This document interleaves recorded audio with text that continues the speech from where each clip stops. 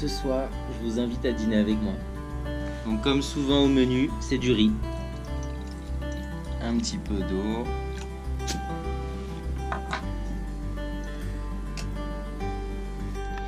Alors ce soir, donc c'est une recette campagnarde que j'ai achetée toute faite. Presque bouillante. Ouais, elle est bouillante.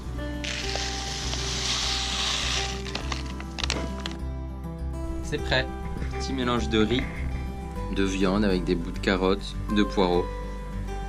Bon appétit. On a beau vivre à la dure, moi je peux pas me passer de dessert. Comme dessert donc, des crêpes au chocolat. Vous me croyez pas? La crêpe, une tortilla et le chocolat. Et voilà. Crêpes au chocolat maison, ou presque.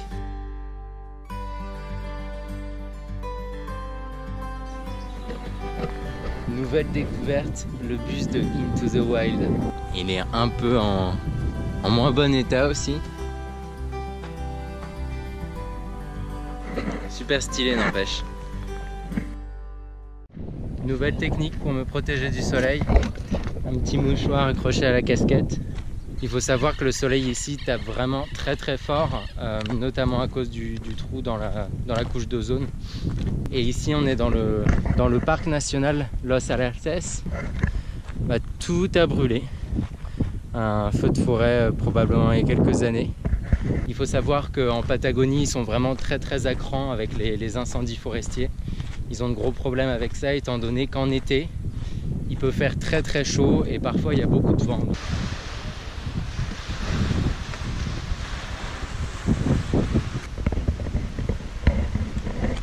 Voilà, fin de journée dans le parc national Los Alerces, donc toujours en Argentine.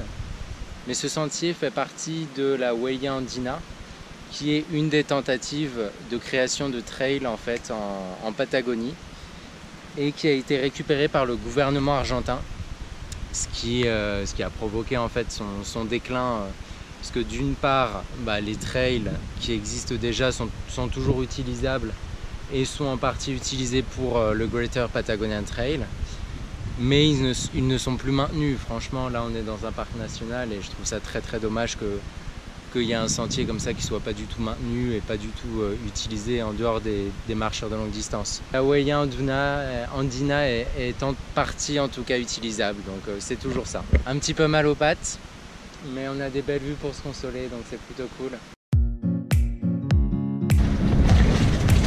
J'ai hésité à y faire un saut, mais vu comment elle est fraîche, je vais éviter quand même. Ah, elle est froide. Ah la vache. Ah, ah la vache.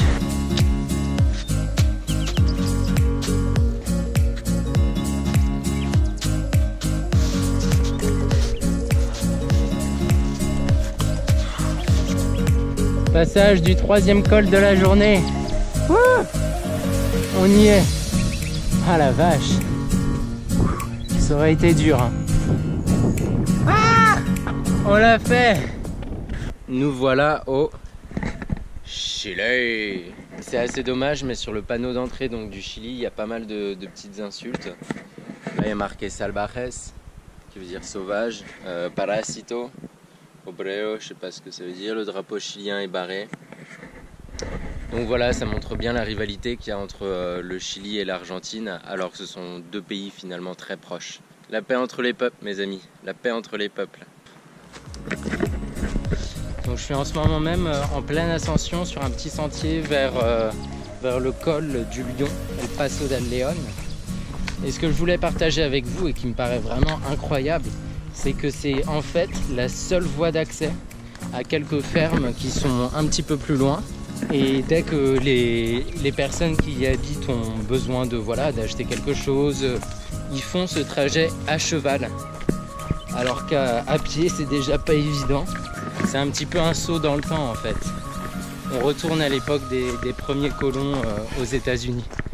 J'ai trouvé 2 beaux chevaux qui viennent avec moi. C'est pas cool ça? Je vais peut-être pouvoir leur faire porter mon sac, hein? Non, ils en ont déjà marre. Voilà, je suis au bord du lac de Todos los Santos, que je vais traverser demain avec un habitant parce qu'il n'y a pas vraiment moyen de contourner à pied. Et puis ce que j'aimerais célébrer avec vous ce soir, c'est un petit peu un moment important sur The American Hike. C'est la réalisation de 10% du projet. Donc 3 mois, 2700 km, c'est pas rien quand même. Et puis en plus de cela, je sors des frontières de la Patagonie, donc région dans laquelle j'étais depuis le début. Là on a encore un paysage vraiment typique de Patagonie avec les forêts, les lacs, les montagnes. On va se diriger ensemble vers un environnement très différent, donc fait de zones volcaniques, avec parfois des zones désertiques, beaucoup d'altitude. Donc voilà, on va découvrir tout ça ensemble. Je suis sur le désert d'altitude, là juste au pied du volcan Antiyanka, qui est juste là, la tête un petit peu dans les nuages. Le sommet est à 2000 mètres à peu près. Donc je ne sais pas si vous avez remarqué, mais au fur et à mesure qu'on avance, on gagne en altitude. Là-bas, on voit juste le sommet du Puntiagudo, qui est un volcan aussi, et du Osorno, qui est tout là-bas, mais plus caché dans les nuages. Ce volcan, il est bien en activité, hein. Les fumerolles qu'on voit là, c'est pas des nuages. On sent vraiment que c'est chaud.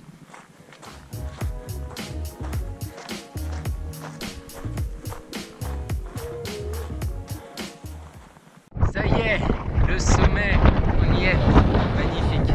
On voit tous les volcans alentours, donc le Tronador, Puntiagudo, Osorno. Franchement, ça vaut les efforts, ça vaut le détour. Et maintenant il faut redescendre. Nouveau volcan aujourd'hui, le volcan Puyehue. Et mes jambes en peuvent plus. Elle me supplie d'arrêter. On n'ira pas au sommet, on verra pas le cratère, mais on a quand même une super belle récompense. C'est un arc-en-ciel à 360 degrés.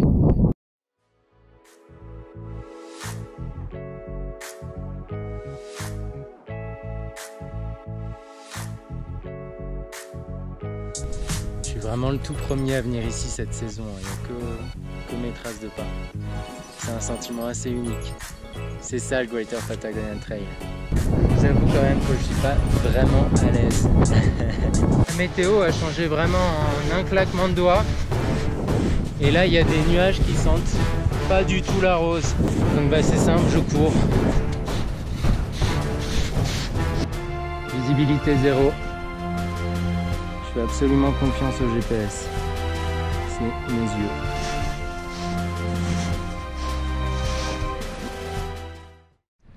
Ça y est, on s'en est sorti. Il y a des arbres, un chemin, des oiseaux qui chantent. Bon, toujours les nuages. Ça aurait été une journée très riche, on va dire. Très riche en émotions.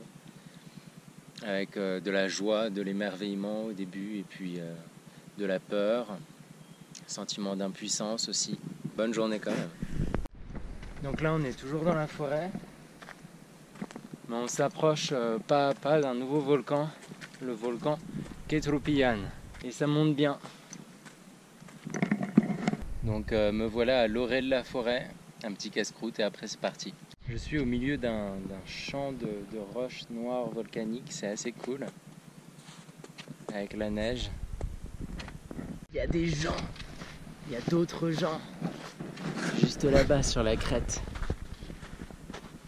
C'est un truc de ouf, à quel point ça me fait plaisir de voir des gens, de voir une trace humaine quand je suis dans un lieu isolé comme ça, parce que c'est toujours une grosse pression que d'être tout seul au milieu de nulle part.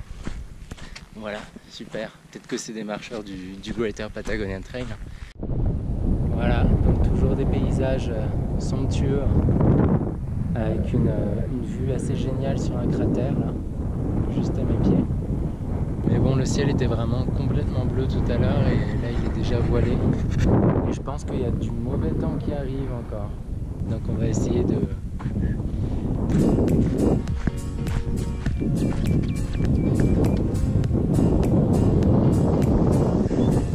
Ça y est, on redescend. Ketrupian, c'est fini.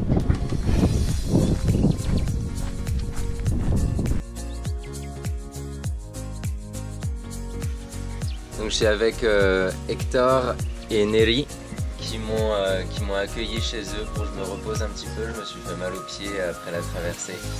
Donc voilà, je prends le petit déjeuner avec eux. Ça y est, je suis reparti. Et donc Hector veut faire un refuge ici. Donc si vous voulez passer, je peux que vous y encourager. C'est au pied du volcan Puyehue. Donc voilà, un endroit super avec des hôtes vraiment formidables.